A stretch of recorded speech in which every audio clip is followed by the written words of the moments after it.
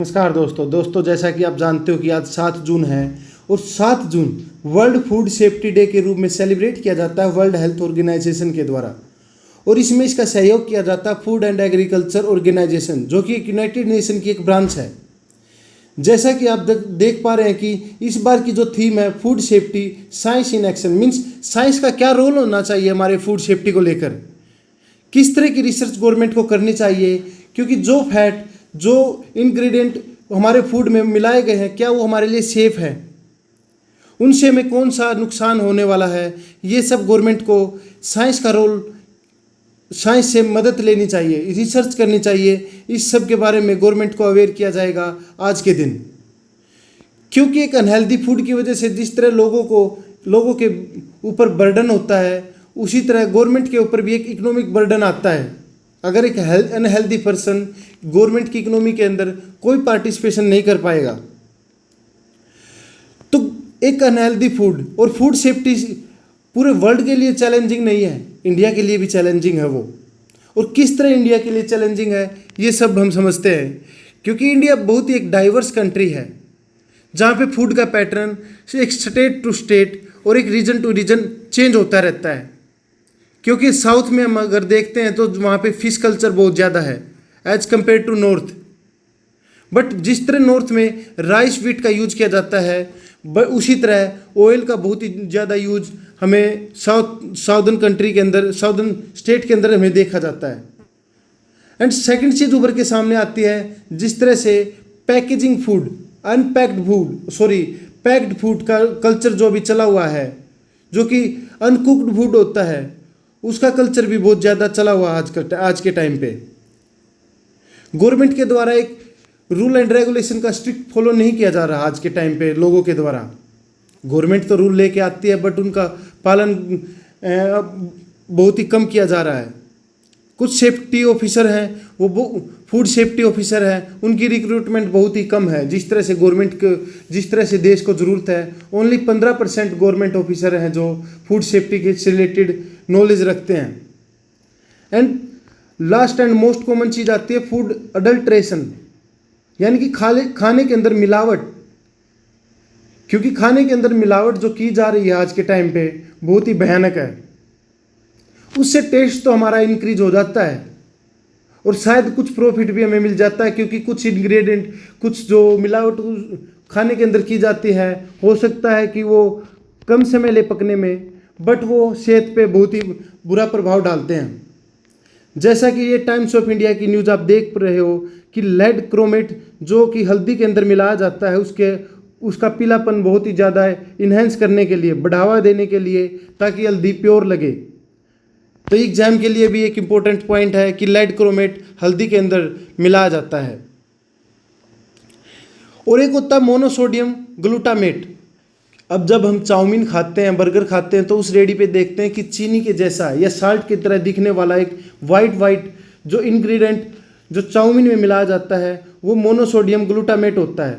वो basically test को तो इन्हेंस कर देता है, बट 6 साल से और 14 साल के बच्चों के ऊपर जो इफेक्ट करता है बहुत ही भयानक है। उससे बच्चों की लीवर, किडनी डैमेज हो सकते हैं, बट ये नज़रअंदाज कर दिया जाता है एक टेस्ट के लिए। एंड बटर जो आज के टाइम पे लोगों के घी की तरह यूज किया जाता है, वो भी एक फेक प्रोडक्ट के रूप में आने लग गया है, और उसके अंदर भी सैचुरेटेड फैट की मात्रा बहुत ही ज़्यादा आने लग गई है आज के टाइम पे। अब जो हमारे प्रोडक्ट होते हैं इंडिया के, वो ये नहीं है कि हमारे लिए ही कंसर्न का कारण है कि इंडिया के अंदर ही वो नुकसान पहुंचा रहे हैं, इंडिया के लोगों के लिए वो खतरनाक है। Even though out of the world, जैसे हांगकांग ने अभी MDH जो और एवरेस्ट के जो स्पाइसी मसाले जाते हैं वो अपनी कंट्री के अंदर बैन कर दिए थे। और ऐसे यूरोपियन जो देश हैं उन्होंने भी चिली पाउडर वगैरह, चिली पेपर जो इंडिया से जाती है उसको बैन कर दिया था, क्योंकि उनके अंदर इथाइलिन ऑक्साइड की मात्रा बहुत ही ज़्यादा मिली थी, जो कि कैंसर कोजिंग एक एजेंट के रूप में सामने आता है।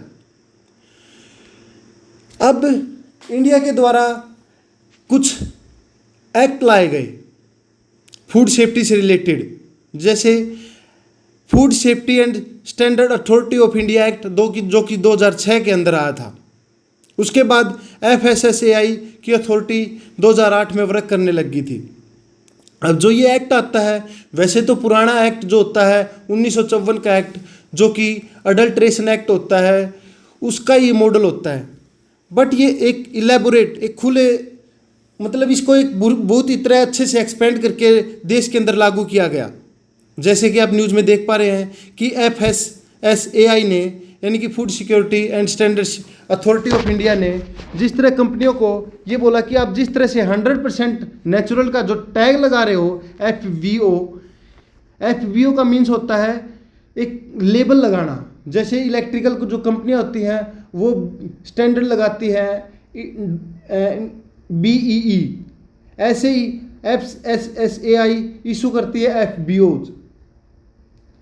या थर्ड चीज़ हम समझ सकते हैं GI टैग या ISI मार्क, हॉल मार्क, ऐसे ही एक FBO टैग होता है जो FSSAI के द्वारा इशू किया जाता है। तो FSSAI ने कंपनियों को बोला कि आप ये जो 100% नेचुरल का जो टैग लगाते हो ये लगाना बंद करें, क्योंकि जो जूस होता है ये आपका 100% नेचुरल नहीं है। इसके अंदर आपने शुगर ऐड की है, कोई साल्ट ऐड किया है, आपने टेस्ट को इन्हेंस करने के लिए और भी इसके अंदर इंग्रेडिएंट मिलाए हैं।